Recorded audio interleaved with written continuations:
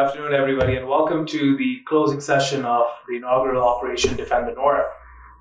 Before I begin, I want to thank all of the viewers for joining us for the 3 days online, but also all of the defenders that joined us both in person and online to make this event not just a success, but something that you can use as you plan your own cybersecurity strategies going forward. A special shout out to the scribes that are behind me, the incident documentation officers who are putting together all of the information and compiling a playbook that will be shared, but also to the organizers and to the wonderful AV team that has ensured that we've had this state-of-the-art experience. For our inaugural event, I feel like quite a lot was achieved.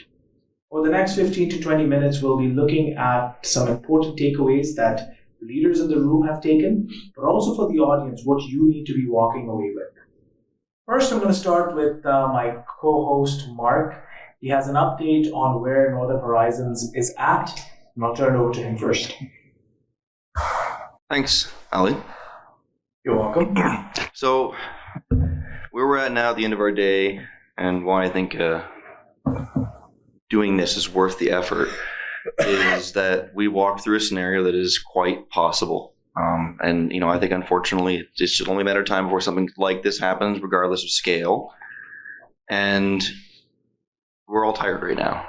And it's important to go through that and feel that and to see how you would think and how you would work to what George was saying a couple days ago, maybe it was yesterday. It's simulate this with your team, have them go through it. And if you can't make the time to do 3 days to simulate, then you're definitely not prioritizing your response. Where Northern Horizons is at right now is they're operating their OT environment in real isolation, real air-gapped mode. So the outside threat is not activated. So power is flowing and they have confidence that it is in a safe way. But the business is in a degraded state. Where they are right now is they can't operate their IT systems anymore. They can't read consumption. They can't bill. So there's a different kind of supply chain. There's a cash flow problem that's going to be coming, and they're going to need to figure that out. And that's where we're ending off. And that is a likely outcome, is that we're operating in a mode. I forget who it was we were talking yesterday. We're essentially breaking some of the rules because some of the accountability, some of the audit trail, some of the reporting isn't possible right now, but the power is flowing. Thank you, Mark. Graham, thank you also for joining us for this closing. Graham, Mark's made a very important point where we may recover from this attack technically, but sustainability of the operations comes into question. What's your perspective on that? Yeah, it's going to have a long play. The one thing that I really picked out, sorry to take away from your message here, over the last couple of days and more today is communications, and that's going to play into the resiliency of organizations as well. We coach that with clients of, Terry mentioned it earlier, have a work on it ahead of time, get your crisis communications planned out. And I think in an exercise this large, multi-jurisdictional communications are going to be key. And that's, sorry to take away, but that's my biggest takeaway from it. I think that, and I know that I'm going to turn to Suman. And Suman, I've had observability into the 3 days, and you walked into this yesterday. We had a session with Rhonda, the CEO from the town of Midland, talking about what services you need to mobilize at the city level. And then you walked into this in day 3 in person. From your perspective, walking into this at this juncture, what was one of the key takeaways that you took, and what were some of the things you wish you knew while you were responding today? Because you were placed in this very unique situation where with day one you didn't have a lot of optic into it, but you walked into it as any executive might find themselves walking into this situation, to some extent tabula rasa, carte blanche, not knowing what's going on. Suman?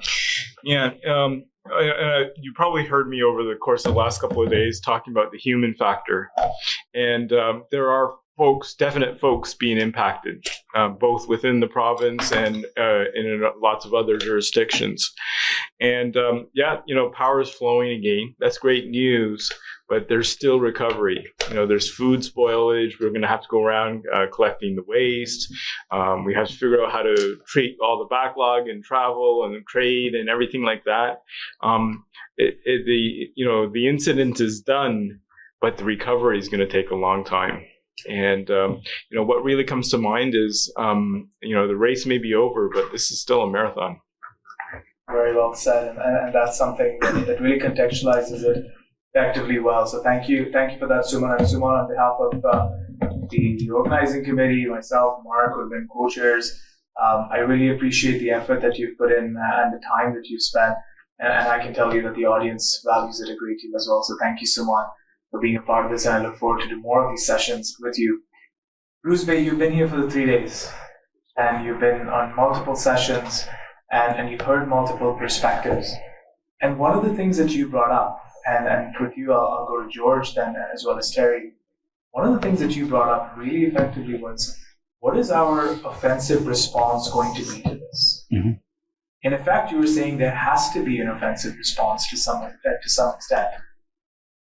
Do you think Canadians are prepared for something of that nature? I think we have to be for two reasons. One is, if we're dealing with a nation-state attack that is widespread, and at the end of the third day, we're not seeing that yet, but in a scenario that we're being bombarded, essentially cyber-wise, we do need to have the capability potentially to take offensive cyber action, not kinetic action, but cyber action to, in a way, keep the heads of the attackers and the bad actors down, to give our guys and girls time to recover. The other aspect is to build a credible deterrence, to say that if you come and touch us in this way, we're going to be able to hit you back. So in both respects, one is to keep the attackers' heads down while the attack is happening, to give our folks time to recover, and also that credible deterrence of don't mess with us. Yeah, and these are tough questions and takeaways to consider. George, if I can bring you in, and again, before I say that, Roosbeck, and I really appreciate you taking the 3 days, working with me hand in hand as well, to see this exercise through. It was our first iteration of it, and these critical points of reflection are things that people need to walk away with and reflect on a great deal. So, Roosbeck, thank you for everything that you did and for really making our time together enjoyable. George, you've been here as well, and you've been on multiple of these sessions. You've been working with all of us through this. One of the things, George, that the audience took away from you as well is that you're constantly pushing these sessions. You're constantly there. You're constantly learning. From your perspective, what you saw in this breach, what you saw in this incident and the response, what is one major takeaway for you where you say, this is a gap that I may have noticed in my own posture that I want to start to reflect on and enhance? I think if we're talking about gaps in posture management, it would be more the consistent strategy if something is not a short-term problem. If we end up going into a situation where the crisis becomes a much more long-term, sustained operation, if you will, where you're at limited capability, I think to myself, perhaps my own organization, do we have the procedures in place? Do we have the training in place to actually, keep ourselves up and running if we go through a major incident? And, but I also harken it back to when the Ukraine war happened. A lot of people don't know this, but our organization has a lot of developers and a lot of folks over in Europe. We had employed actually a small group of about 12 or 13 developers that were in Ukraine. When Ukraine happened, my immediate response actually was to go into a bit of my old defense mindset, my old thinking. I went to the right technology company. I got a geopolitical threat intelligence tool. I had that implemented immediately. I figured out exactly where the developers were working, like where their geolocations were. I set up network maps around all of their locations, meaning I set up perimeters where I was collecting data and information based on all the open source intelligence that was occurring in that area. So other than, what they're getting from their localized authorities on the ground, I was able to provide information through their employer directly to them if they needed to move locations. If I was able to get better information, either via Five Eyes means or via NATO means or via the information that was being distributed through different channels to folks who are in leadership positions here. I created it was a real intelligence operation to deal with a group of people that were working in a war zone that did not want to stop working. The one thing about them is they're extremely resilient. They did not want to stop working. They did not want to leave their home. So we had to figure out, how do we maintain the operation while they're still going through and facing an invasion from a foreign country? So when I think of that worked out well because it was a small group, it was a small operation. But if I had to do that at scale for an entire segment of the population, I'm not sure if I've had that fully thought out yet. Thank you, George. And George, once again, the transparency, the openness, and the willingness to ask tough questions is something that not only I learned from in this session, but I think was very much valued throughout the 3 days. So thank you, George, for everything that you do. Highly, highly appreciated. Lena, if I can come to you as well, you've spent close to 3 days with us. You've had your team involved with us as well. For you, what's the biggest return on doing exercises like this and engaging not just with the leaders here, but also with the audience online? Well, I think tabletops are extremely important because every best laid plan that's on paper is going to fail when you put it into it. Like, it could be the best plan ever. The second you put it into or make it into a reality, there are going to be parts of it that'll fall apart, and you won't know that until you actually try it. And this is a perfect example.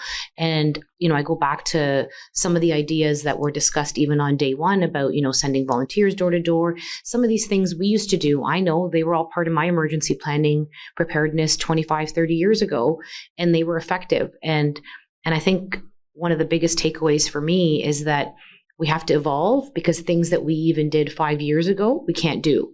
So we have to look at, the world has changed, better or worse, it has changed. And if we don't evolve, then what we used to do is no longer going to be effective and can actually add to the problem. So how do we evolve? And I love that everyone here, and I'm sure online, is thinking about ways where going back and looking at their own strategies and thinking, how do we make it better and relevant to what we need today? Yeah, and I think one of the comments that I saw in the chat was folks suggesting that, the access to your team, the access to your services, just knowing who they could talk to definitely opens up more doors, more room for collaboration, but also opens up opportunities to explore new services and new collaborations.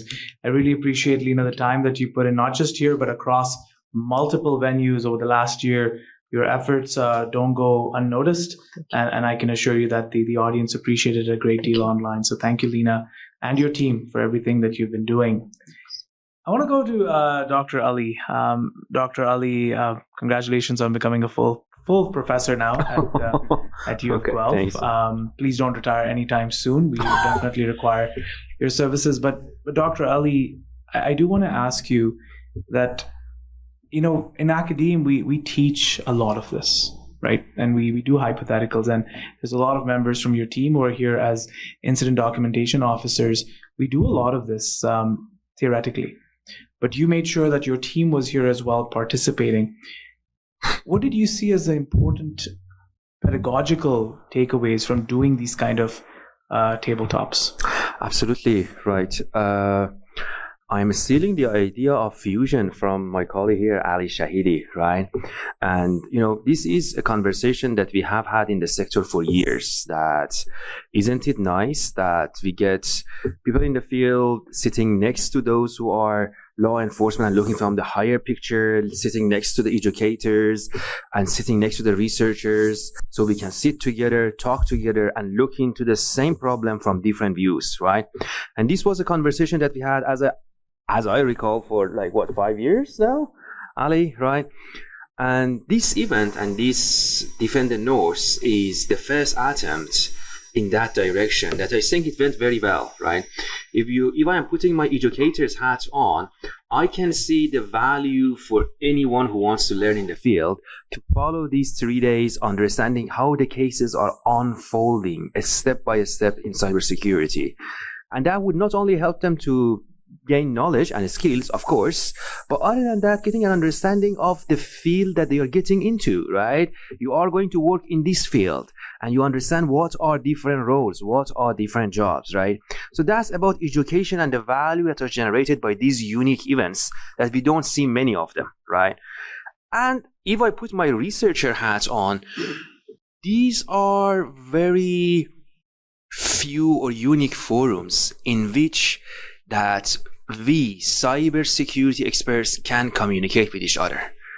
You know, we are talking a lot about security awareness for the normal users and making sure that everything is communicated.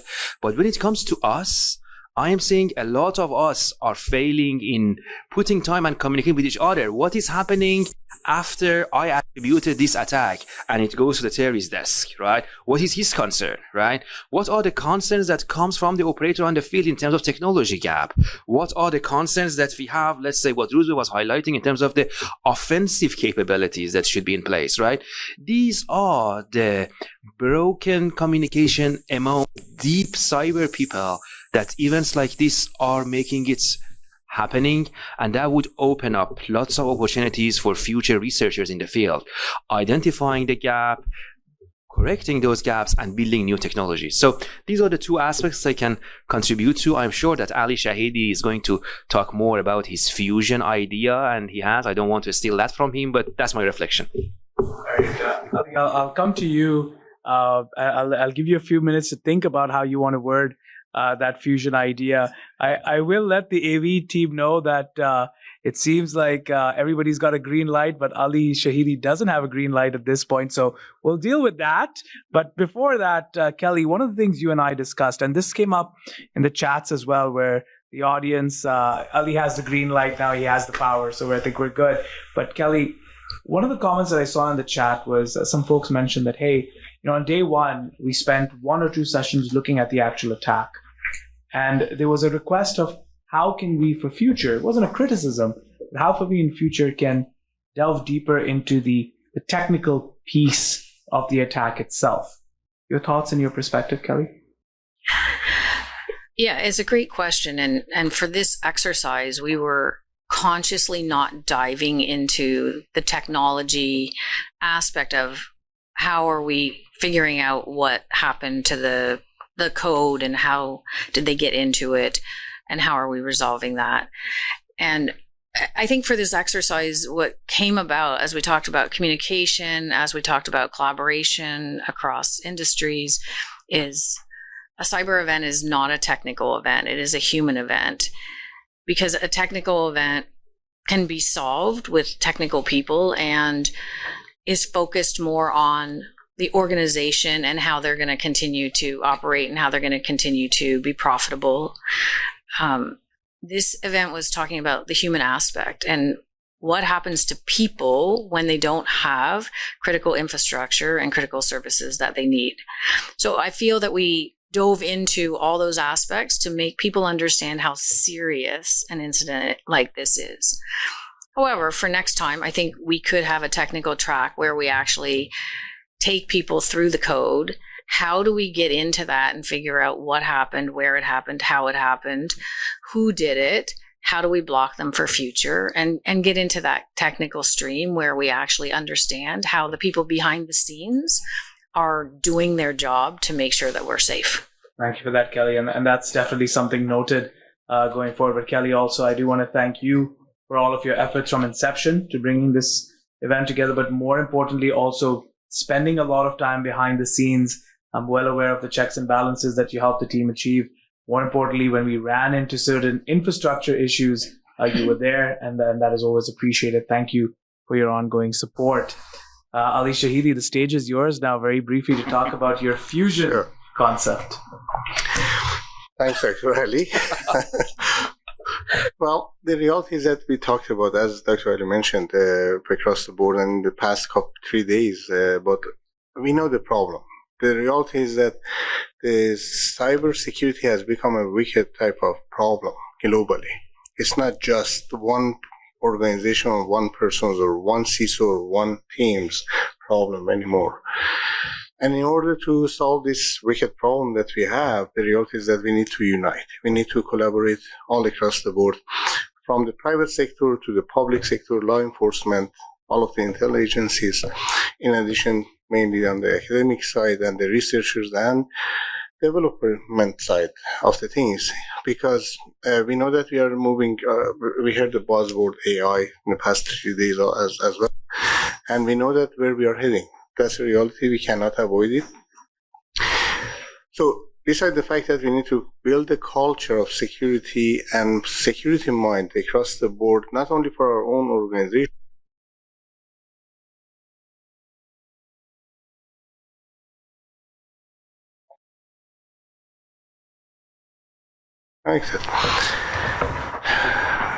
that public view and that public training is the key factor here.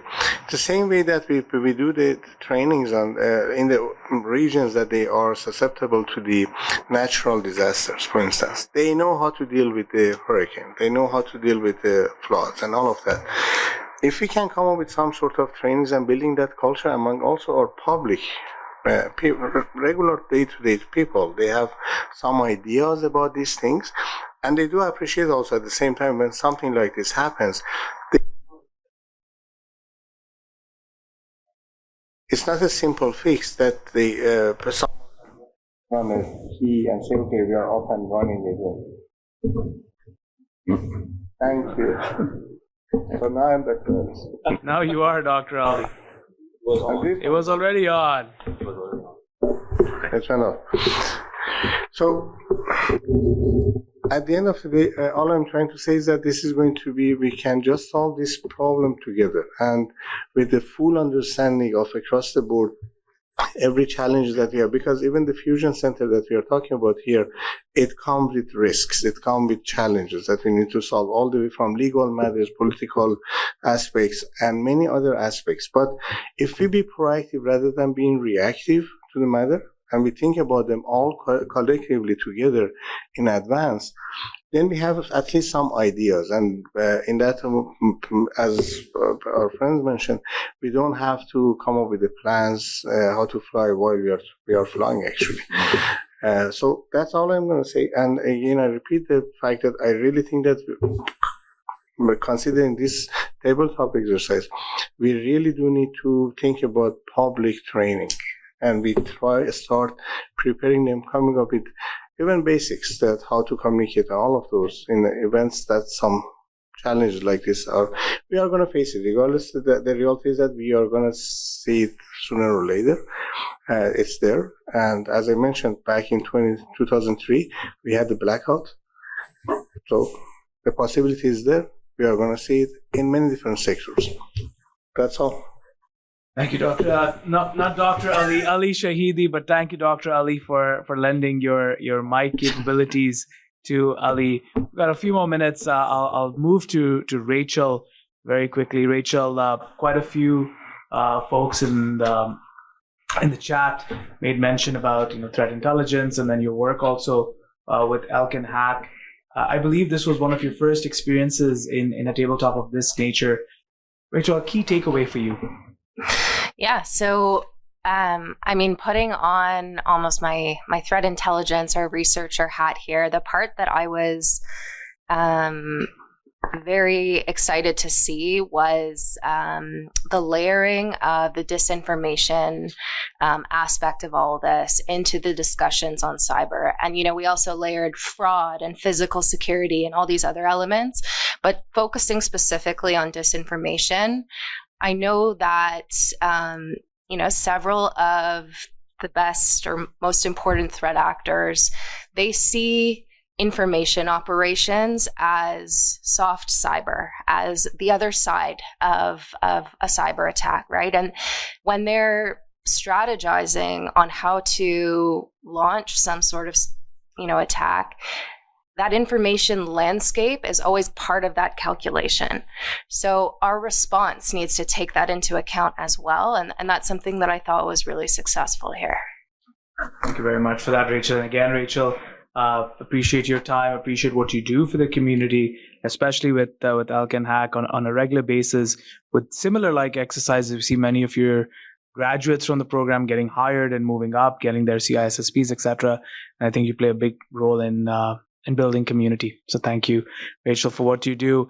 Amit, very quickly on your side, again, one of your first experiences of exercises of this nature. A key takeaway for your own practice? Yes, I think my key takeaway from this is I think that has been discussed here before in some capacity. I think that would be investment in cyber education and training for the masses, and it needs to be a frequent training rather than just once and forget about it. If we can make it a mandate, change the culture of the country, I think that would bring out so much benefit out of that.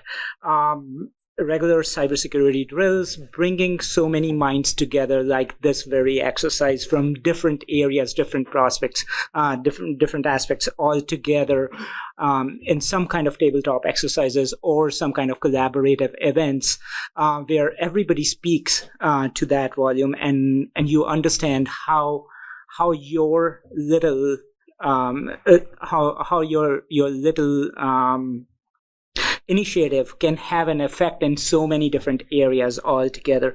So I think those were my big takeaways. And as they say, they need to be they just need to be successful once. We need to be successful all the time, and I think we need to build that power into our community to be successful all the time. Thank you. Thank you, Amit. We met first at the 2019 CISO Forum, and it's been great to maintain those communications and looking forward to continuing our work together and the sharings and growing this exercise. Brian, a very quick comment from you. Thank you, first of all, CDW, for your support to this event. From your perspective, how does this change maybe the work that you do? Yeah, that's a good point. I had a lot of thinking. So I think I started this thing with a comment around social sciences, and then we talked a lot of social science. So coming out of this, I'm kind of seeing at a high level, okay, so, like the people side, this is a human event. What really hit me, and the conversations remind me of Bespoke's last 5 years. So we're also talking fusion centers, but maybe let's link up all the fusion centers or come up with a template on best practices. That was a quick sidebar, but the biggest thing I saw, and we've been talking about this, is cyber events are disasters. And I've rarely seen a cyber event make it into a disaster recovery plan.